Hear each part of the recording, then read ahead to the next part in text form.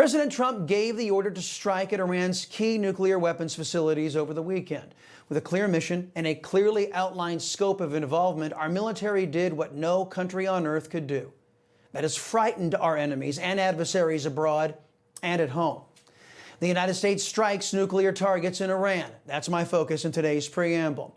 In recognition that a nuclear-armed Iran regime would pose a significant threat to the United States, President Trump, in a meticulously executed strike by the U.S. military, sought to remove Iran's nuclear pursuits for good.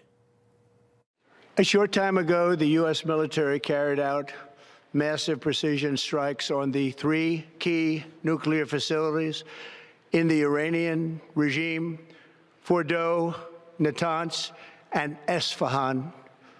Everybody heard those names for years as they built this horribly destructive enterprise. Our objective was the destruction of Iran's nuclear enrichment capacity and a stop to the nuclear threat posed by the world's #1 state sponsor of terror. Tonight, I can report to the world that the strikes were a spectacular military success. Iran's key nuclear enrichment facilities have been completely and totally obliterated. Unlike past presidents, President Trump, as he tends to do, decided to clean up another Democrat mess, that of Jimmy Carter, a mess that not only threatened the world, but the United States specifically since 1979. The only reason Iran was a threat was because of the weakness and deference to America's enemies shown by the Democrat Party. General Dan Raisin Kane detailed that our military didn't show such allegiance to America's enemies. Once over land, the B-2s linked up with escort and support aircraft in a complex, tightly timed maneuver requiring exact synchronization across multiple platforms in a narrow piece of airspace, all done with minimal communications. This type of integration is exactly what our joint force does better than anyone else in the world.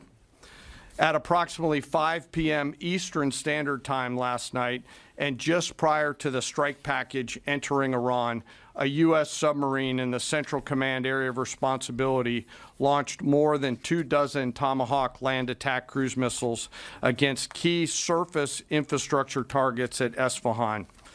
As the Operation Midnight Hammer strike package entered Iranian airspace, the U.S. employed several deception tactics, including decoys, as the 4th and 5th generation aircraft pushed out in front of the strike package at high altitude and high speed, sweeping in front of the package for enemy fighters and surface-to-air missile threats. This display of American might rattled enemies of the United States. Russia, North Korea, and others began to bluster that they would consider giving the Iranians the nuclear weapons they claimed they weren't developing. Despite these outbursts, most enemy nations, according to Secretary of State Marco Rubio, were relieved that President Trump took the Iranian nuke wild card off the table. The Democrats, despite being silent when their presidents used military force to a far greater degree than President Trump ever has, used the occasion to stand against the United States. Democrats tend to align, as you know, with whatever American enemy happens to be acting up at the time: China, Hamas, Mexican cartels, etc. But leftists in Karen Bass's and Gavin Newsom's Los Angeles take the cake. In a now deleted tweet, the Los Angeles Sheriff's Department expressed sympathy for the Iranian military targets that were struck by U.S. forces. Quote, "Our hearts go out to the victims and families impacted by the recent bombings in Iran. While this tragic event happened overseas, the Los Angeles County Sheriff's Department is closely monitoring the situation alongside our local, state, and federal partners," end quote. You know, it takes a special kind of hate to side with terrorists out of loathing for President Trump and the America First agenda. But hey, that's what left-wingers do, right? I should also point out that the operation to take out Iran's nuke facilities suffered no leaks. There's a good reason for that. Democrats were not briefed, for fear Democrats would do what they always do: undermine the safety and security of the United States by advantaging our enemies. We saw this when General White Rage Milley declared he would tip off Communist China if President Trump ever ordered a military strike on them. We also saw this with documented proof when Senator Ted Kennedy colluded with the Soviet Union to undermine President Ronald Reagan. When it comes to traitorous and treasonous activities against the United States, everybody knows it's telephone, telegraph, teledemocrat. As for the Iranians, they have lobbed some missiles at U.S. bases in Qatar and Iraq to no effect. They contemplated trying to coordinate with their client state, Yemen, to try and shut down the Straits of Hormuz, a narrow corridor where 20% of the world's oil flows. Oil is how the Iranians finance a lot of their operations, you know, when Democrats like Barack Obama aren't sending them pallets of cash. So that would be not wise for them to do. Add to that, Iran's ally, Communist China, also gets a significant amount of oil through that passage. They have warned Iran that shutting it down is a non-starter. So, what options do the Iranians have going forward? The Vice President of the United States had a few suggestions. I want to say something, Kristen, just to the Iranian leadership. Look, they have tried to build a nuclear weapons program. That program is now destroyed. They tried to build a conventional missile program to attack neighbors in the region.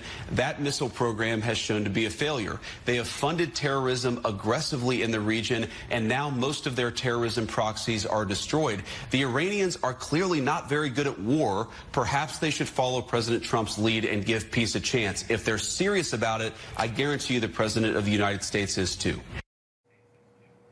Give peace a chance. Now, where there is legitimate debate, folks, about the extent of a president's powers when it comes to deploying military force, the simple fact is that Congress, filled with a lot of risk-averse folks, politicians, they have been willing to abdicate that power to the chief executive, the president.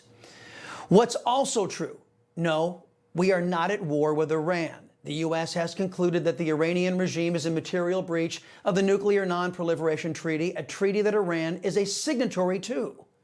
Over the weekend, the United States enforced that treaty. Outside of Iran?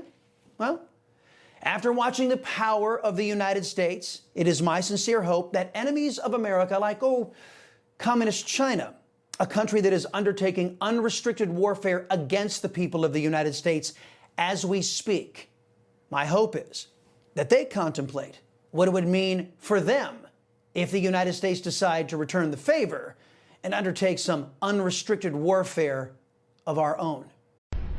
You know, folks, I thank God for my wonderful wife, my kids, my country, the greatest nation ever. And Americans like you who believe in the truth, the Chris Salcedo Show will never stop fighting for you. The Chris Salcedo Show, for the news you need to know.